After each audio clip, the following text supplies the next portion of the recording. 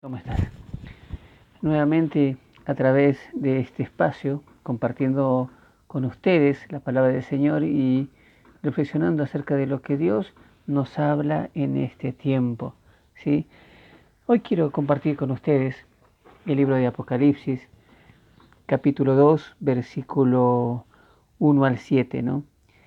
Eh, que es una carta de un grupo de cartas escritas en Apocalipsis dirigidas a las iglesias, ¿no? Si bien mucho en este tiempo se ha hablado de Apocalipsis y de los últimos tiempos y el orden mundial y todo aquello, lo que yo quiero recalcar ante todo es que el libro de Apocalipsis habla y muestra de una manera especial el señorío de Cristo, ¿no? Es una carta que nos lleva a entender que pase lo que pase, la circunstancia que sea, el que tiene el control y el que maneja la situación de todas las cosas es Dios, es Jesús, y que el ser humano tiene que empezar a entender que esa relación con Jesucristo tiene que ser el epicentro, digamos, de su propósito en esta vida, ¿no? Por eso que Apocalipsis es un libro que si yo lo leo desde la visualización de ver las últimas cosas y que tiene mucho de las últimas cosas, ¿sí? Pero tengo que poner en el centro, en la focalización central a Jesucristo, ¿no? Él es el Señor de todos los tiempos, ¿no? Y dice el libro de Apocalipsis capítulo 2 versículo 1 adelante, ¿no? Escribe al ángel de la iglesia de Éfeso. Esto dice el que tiene las 7 estrellas en su mano derecha y se pasea en medio de los 7 candelabros de oro. Conozco tus obras, tu duro trabajo y tu perseverancia. Sé que no puedes soportar a los malvados y que has puesto a prueba a los que dicen ser apóstoles, pero no lo son. Y has descubierto que son falsos. Has perseverado y sufrido por mi nombre sin desanimarte. Sin embargo, tengo en tu contra que has abandonado tu primer amor. Recuerda de dónde has caído. Arrepiéntete y vuelve a practicar las obras que hacías al principio. Si no te arrepientes, iré y quitaré de su lugar tu candelabro. Pero tienes a tu favor que aborreces las prácticas de los nicolaitas, las cuales yo también aborrezco. El que tenga oídos, que oiga lo que el Espíritu dice a las iglesias. Al que salga vencedor, le daré derecho a comer del árbol de la vida que está en el paraíso de Dios. Justamente la palabra de Dios hoy me quiere mostrar algo, ¿no? Y me muestra el señorío de Dios, pero desde una perspectiva vivencial en el sentido de la relación que tenemos con Él y de qué manera lo tenemos, ¿no? Acá habla del primer amor, ¿no? Algunos también pueden señalar esta parte como el mejor amor, pero para entender el contexto general, ¿no? Y no pensar y decir, me estás diciendo a mí que he dejado mi primer amor, o sea, de repente vienes con los tapones de punta. Primero veamos el contexto de Éfeso, ¿no?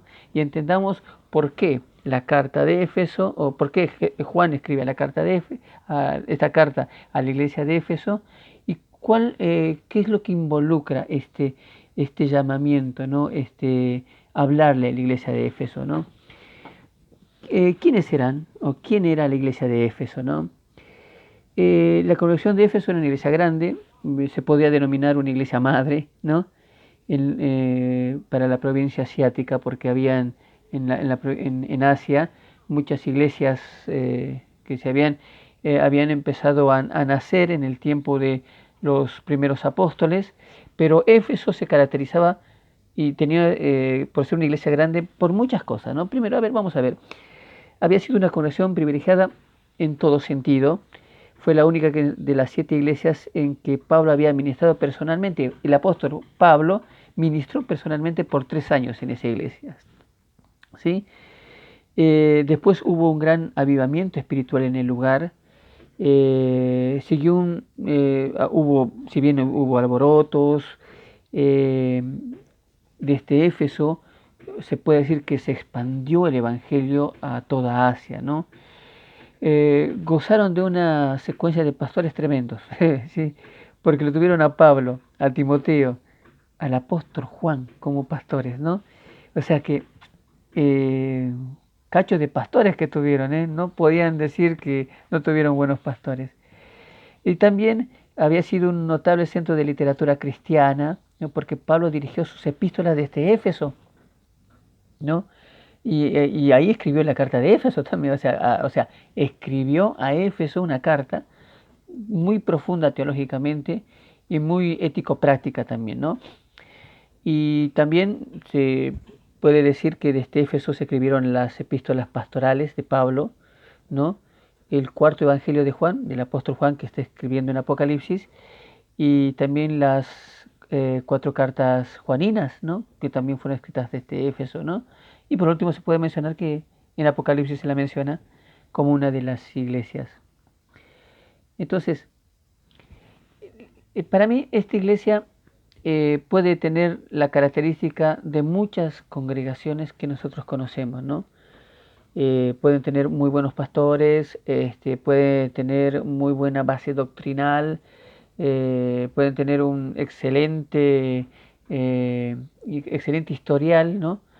Entre sus caídas y levantadas, ¿no? Porque hubo un alboroto en Éfeso, eh, Diana de los Efesios fue adorada ahí, tiene un templo tremendo, y sin embargo el evangelio fue expandido desde ahí. Esta carta, eh, si bien fue escrita en el tiempo de los apóstoles, eh, puede ser también un mensaje hoy dada a nuestras iglesias, ¿no? A nuestras congregaciones y personalmente diría a nuestras vidas. Porque la característica justamente de Éfeso era que era muy activa, y sí, tenían muchas actividades, tenían muchas prácticas, o sea, habían hecho muchas cosas, pero en Apocalipsis mencionan que habían dejado su primer amor. Y eso me llama la atención, me llamó la atención. Empecé a buscar y pienso que es importante reflexionar acerca de esto, ¿no? Conozco, le dice Jesús, ¿no? Tus obras, tu trabajo y perseverancia. O sea, Jesús conocía, Jesús conoce también lo que nosotros podamos hacer o hacemos o estamos haciendo, ¿no?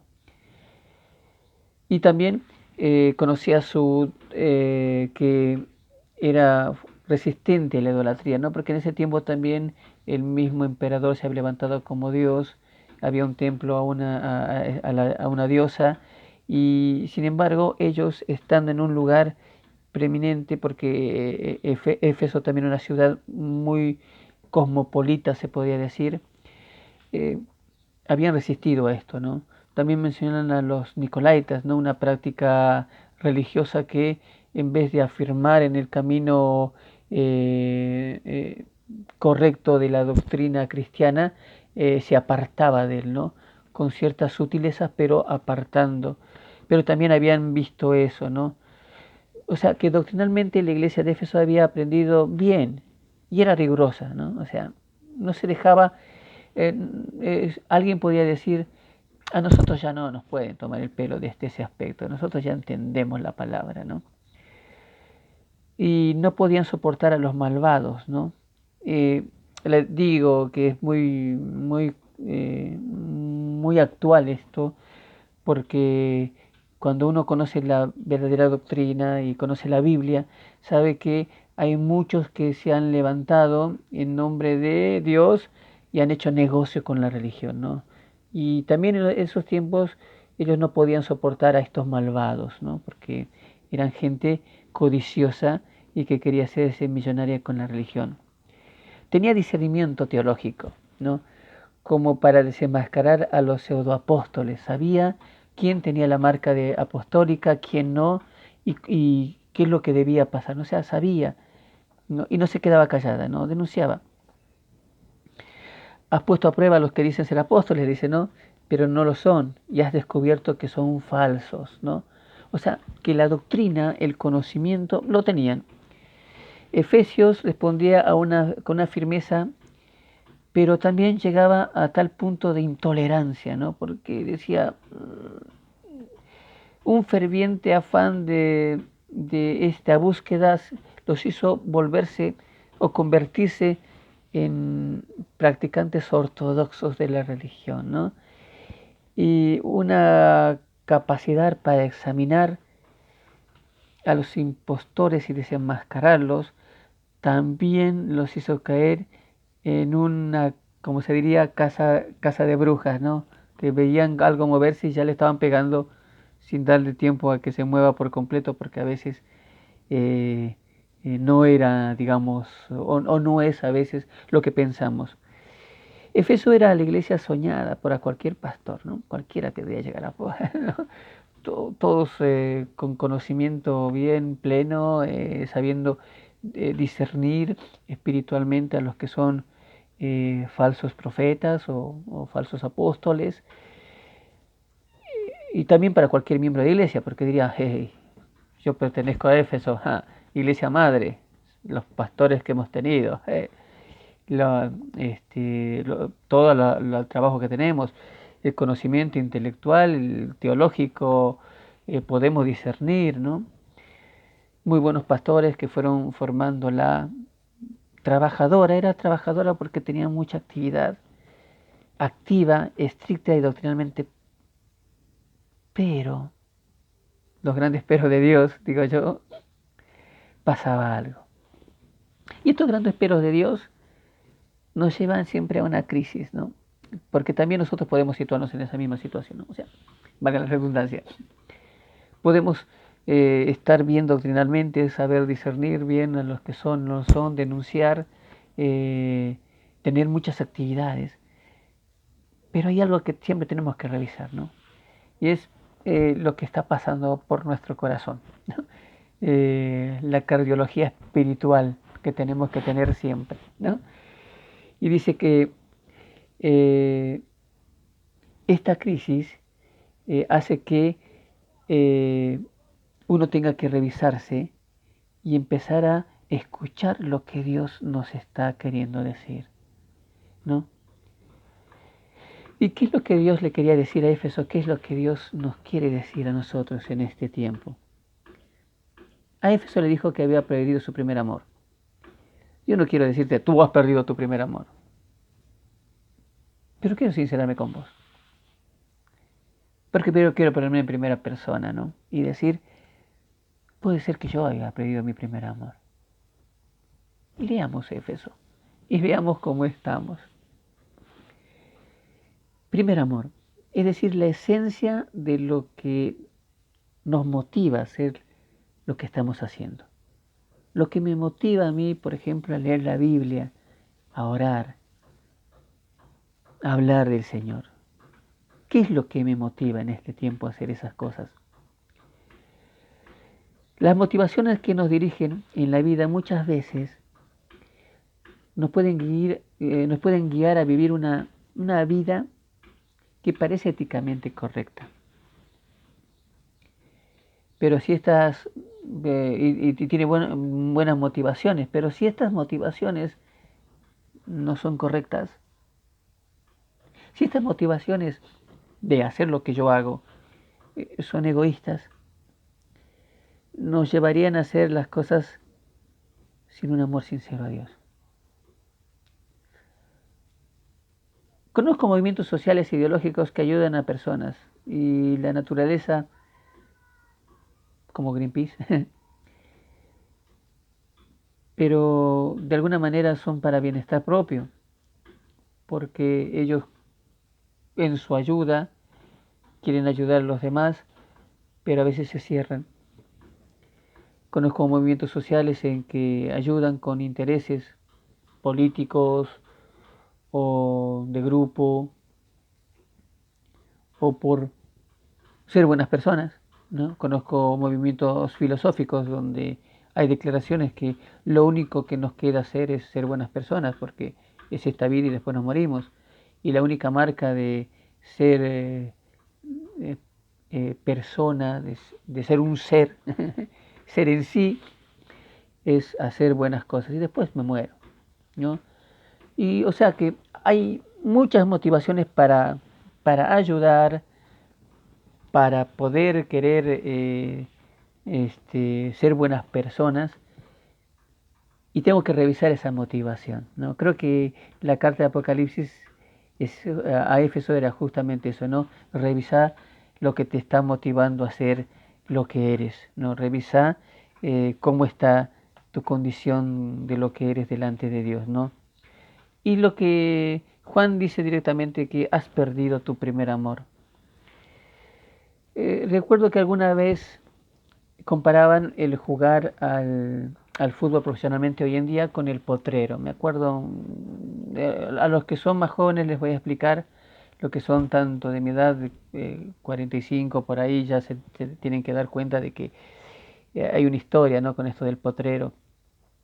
Porque antes los chicos se juntaban a jugar la pelota en las canchas, en los polideportivos, se jugaban y se divertían, ¿no? Y se juntaban y reían y gozaban y habían campeonatos y participaban y se ponían nombres del barrio, del lugar, y era considerado el potrero, ¿no? ¿Por qué? Porque decíamos que nuestros pequeños potros estaban formándose en ese lugar, ¿no? Y de ese potrero salían jugadores de fútbol, ¿no? Jugadores de fútbol, un claro, clásico ejemplo es Maradona, ¿sí? Y bueno, pero al pasar de los años, ¿no? O sea, esta comparación que hicieron, deporte, es la comparación del potrero con el fútbol de hoy en día, ¿no? Que se formaron escuelas de fútbol donde ya no los chicos, sino los mismos padres inscribían a sus hijos para que practicaran el fútbol y de alguna manera se estuvieran preparando para el día de mañana ser profesionales, ¿no? ¿Por qué?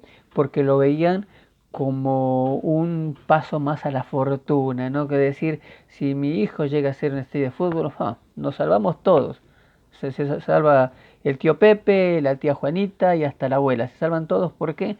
Porque a él le van a hacer un contrato millonario, va a ir a Europa, o a los mejores equipos de Latinoamérica y va a ganar de millones. Entonces, decía, ¿no? La comparación del potrero y el fútbol profesional de hoy en día, ¿no? De las escuelitas de fútbol. Decían que antes los chicos lo hacían por diversión, ¿no? Y en esa diversión, de una forma natural, nacían los jugadores. Hoy en día se ha forzado tanto esto que se juega al fútbol, se hacen es la crítica que hacían, ¿no? Que también comparto de alguna manera, ¿sí? Y, eh, y cuál fue el resultado, ¿no? ¿Cuál fue el resultado? El resultado de los potreros eran grandes cracks que hasta ahora los conocemos, eh, renombres, y de la escuelita de fútbol también, ¿no? O sea, del nuevo, de la nueva forma de formar jugadores, también salieron buenos jugadores. Pero el tema era la frustración que causaban aquellos que no lo fueron, ¿no? Los de el potrero tenían sus recuerdos, ¿no? Decían, yo jugué con tal jugador, mira qué famoso. Y se recordaban cómo se divertían y cómo la pasaban bien. Mientras que en las escuelitas, muchas veces al no lograr lo que querían llegar a ser, muchos chicos salían frustrados, ¿no? Porque pensaban que le habían fallado al papá, que le habían fallado al equipo, que se habían fallado ellos y se sentían fracasados, ¿no? Y esta comparación a mí me hace ver lo que a veces a nosotros también nos pasa, ¿no? Eh, Porque el tema está en que si uno salía o no profesional en el fútbol, ¿no? En el aspecto de hacerlo por amor al deporte y por lo que me gusta hacer, no le importaba, sino que se sentía feliz haciéndolo. En cambio, en el otro aspecto, se sentía frustrado, ¿no? ¿Qué comparación con lo que nosotros vivimos en nuestra vida de creyentes, ¿no? ¿Por qué hacemos lo que hacemos en la obra del Señor? Nosotros construimos nuestras vidas alrededor de una vida sin Dios, ¿se acuerdan? Llegamos con una vida destruida y la empezamos a reconstruir con Dios. Esa vida sin Dios nos causó mucho dolor, muchas heridas, necesitábamos sanarnos internamente y también sanar nuestra relación, nuestra familia. Y era tan simple a la vez y tan complejo, porque para Dios es simple ayudarnos a ser mejores personas. Lo complejo está en nosotros, que tenemos que empezar a trabajar y empezar a ceder lo que Dios quiere hacer en nuestras vidas. Caminamos con Dios y experimentamos tener una relación por medio de Jesucristo, ¿no? Nuestro primer encuentro con Dios. Y empezamos a sanar nuestra vida. Sí, nos sentimos perdonados, nos sentimos amados, a sanar nuestras familias, nuestras relaciones. Empezamos a caminar una vida nueva. Uno de los métodos que Dios utiliza para sanar nuestras vidas justamente es el servicio. Porque si usted se acordará, empezamos a trabajar en la obra del Señor porque sabíamos que Dios nos había perdonado y Dios nos ama. Y fue el servicio a través de su iglesia, de sus hijos y todos aquellos que también necesitaban ser sanados, los que nos impulsaba a hacer lo que hacíamos.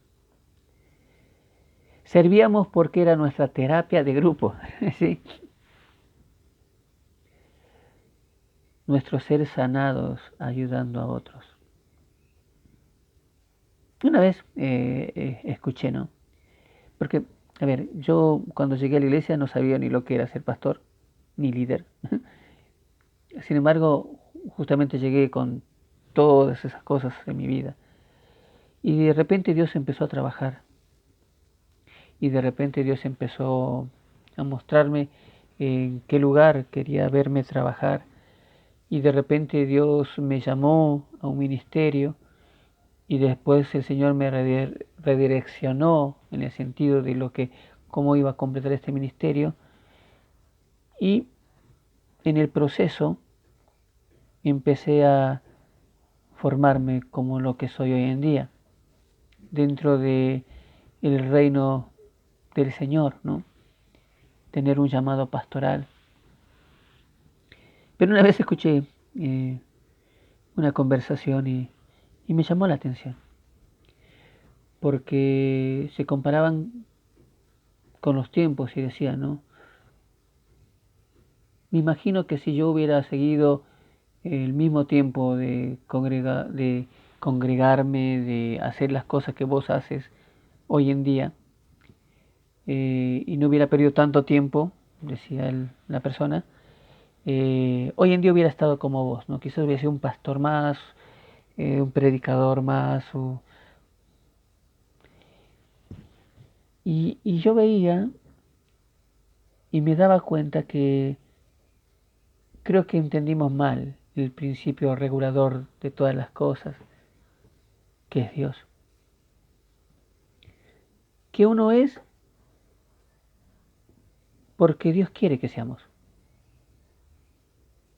Que uno puede buscar hacer cosas e imitar y querer alcanzar. Pero si no lo eres, no lo eres.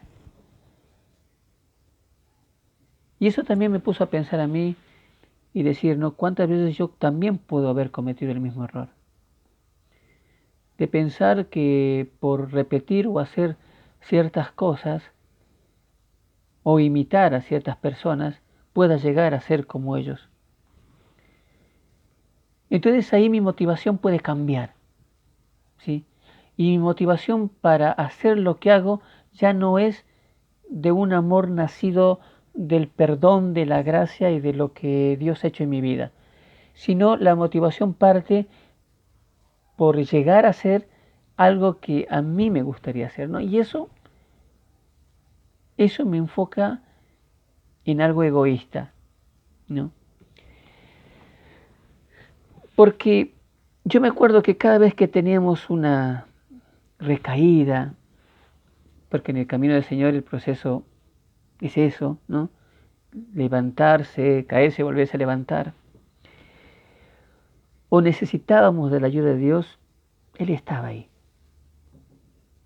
Y lo buscábamos a través de su palabra, de las oraciones, de la vida en comunidad.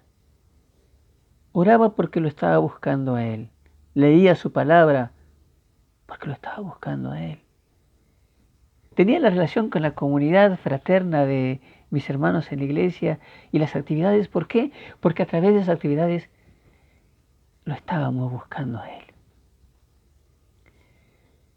Por otro lado están también, ¿no? Me pongo a pensar en los nacidos dentro de lo que se llama cuna cristiana, ¿no? Los que nacieron dentro de lo que nosotros conocemos como la comunidad de fe,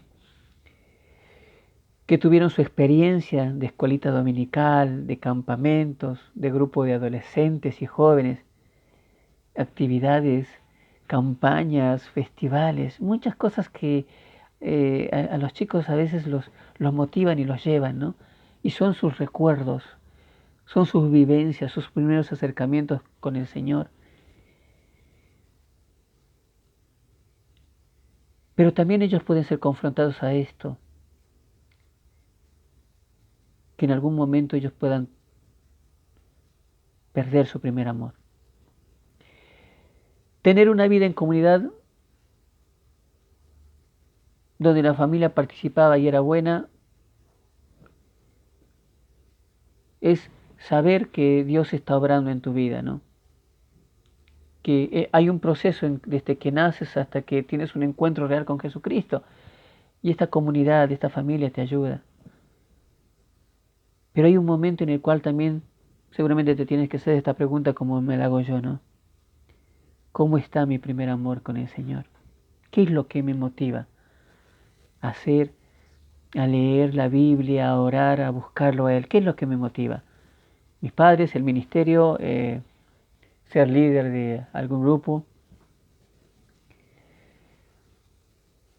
Pero nuevamente, como dice sin embargo, dice la versión NBI, la Reina Valera decía pero, ¿no?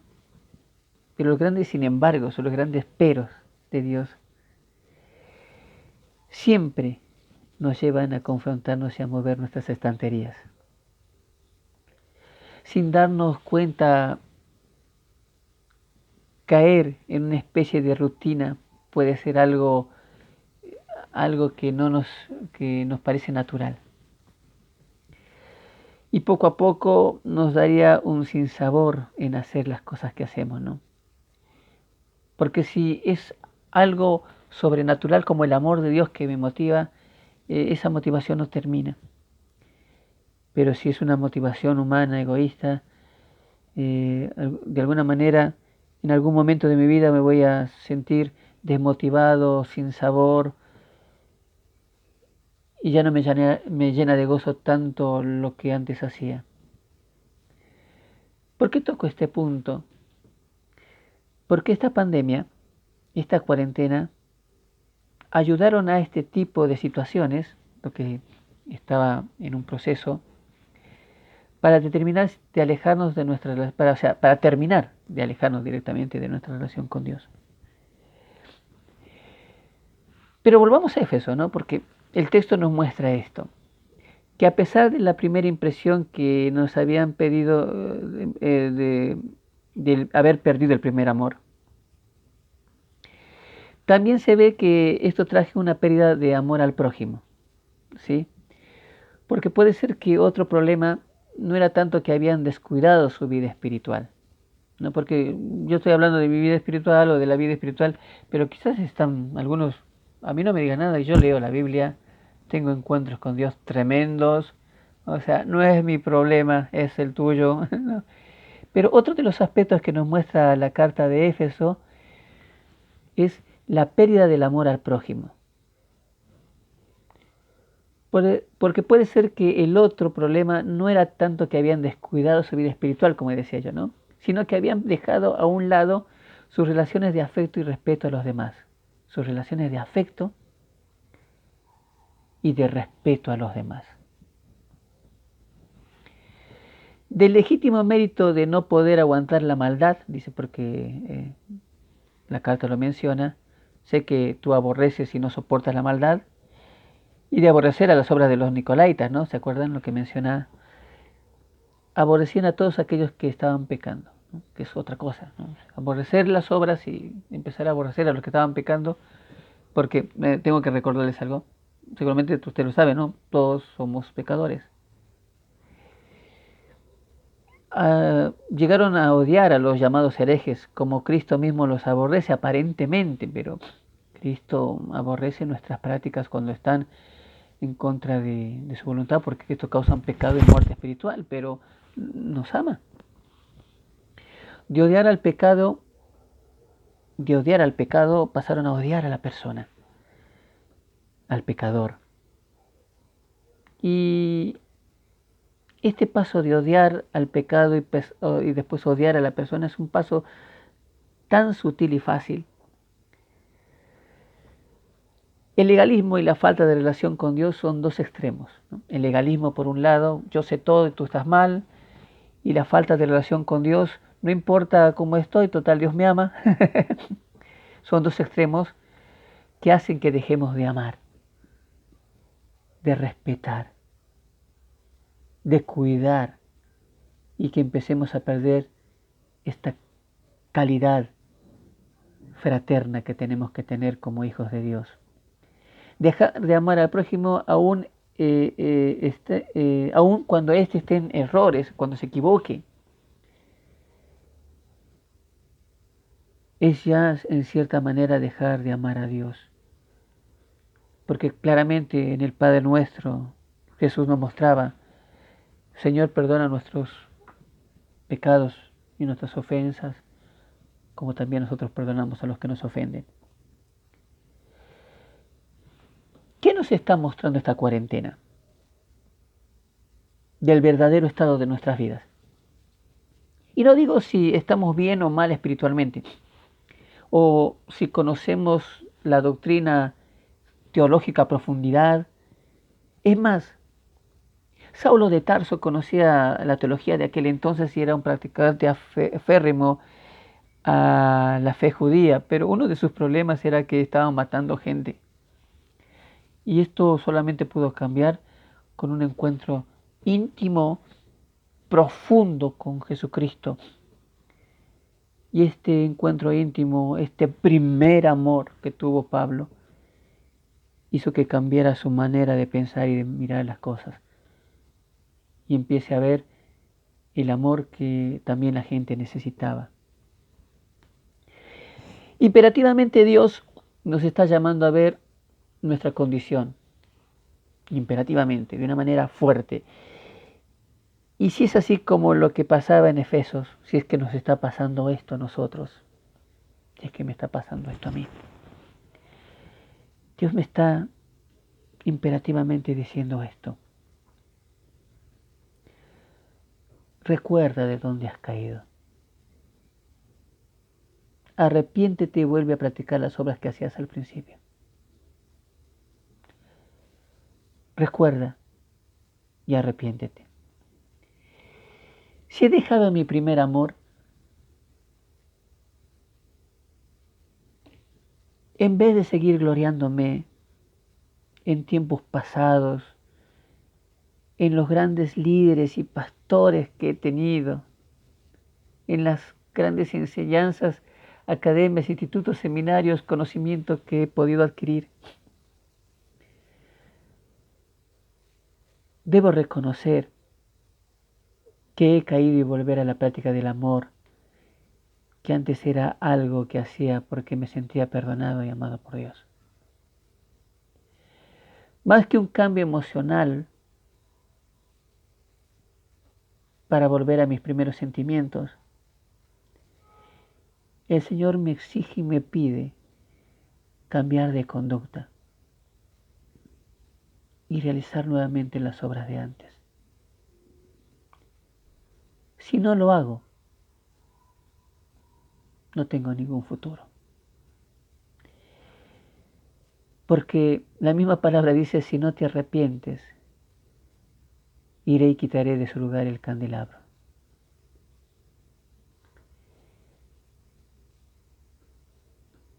Queridos hermanos, amados míos, que esta cuarentena nos haga ver cómo estamos en nuestro amor hacia el Señor, y que si en algo hemos fallado, si estamos en el extremo legalista completamente, o en el sentido perdidos espiritualmente porque nos hemos dejado, la única forma es volviendo a Dios. La única forma de solucionar esto es volviendo a Dios. Y amarlo con todo nuestro corazón, con toda nuestra alma, con toda nuestra mente. Porque Él nos ha amado primero. Que este mensaje también te haya tocado así como me ha tocado a mí. Y saber que mi motivación y tu motivación tiene que ser Jesucristo. Porque Él nos amó primero. Y si hay alguien que nos está escuchando y dice, yo nunca he tenido esa motivación, abrí tu corazón a Jesucristo. Permitirle llegar a lo más profundo de tu ser. Entregale tu vida para que tú conozcas ese verdadero amor. Y quiero terminar orando, sabiendo que esta palabra ha llegado donde tenía que llegar y ha tocado los corazones que tenía que tocar. Señor, te doy gracias por este día, por esta palabra. Amado Dios, te ruego que nos ayudes en este tiempo.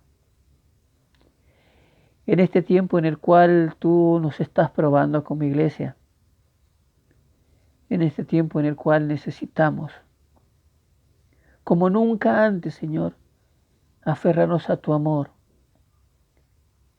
Volver nuevamente, Señor.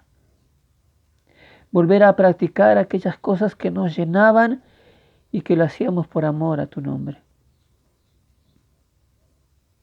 Señor, si en algo nos hemos equivocado, te hemos fallado, ayúdanos, porque tú eres un Dios bueno, Señor. Te damos gracias por nuestra congregación. Te damos gracias, Señor, por tu obra hecha en nuestras vidas. Te rogamos, Padre, que nos ayudes a ser la iglesia, la comunidad de fe que tú quieres que seamos en este tiempo. Te alabamos, te bendecimos, Señor, y te damos el honor y la gloria. Gracias, Señor, en el nombre de Jesús. Amén. Que esta palabra te haya llamado a nuevamente reencontrarte con tu primer amor, si es que ha sido el caso. Y si no, que esta palabra pueda servir también para poder hablarles a otros que tú ves en esa situación, para que ellos también regresen. Jesús es nuestro primer y mejor amor. A Él sea la gloria por los siglos de los siglos. Que Dios bendiga tu vida y nos encontraremos en el próximo mensaje que podamos compartir. Dios nos bendice.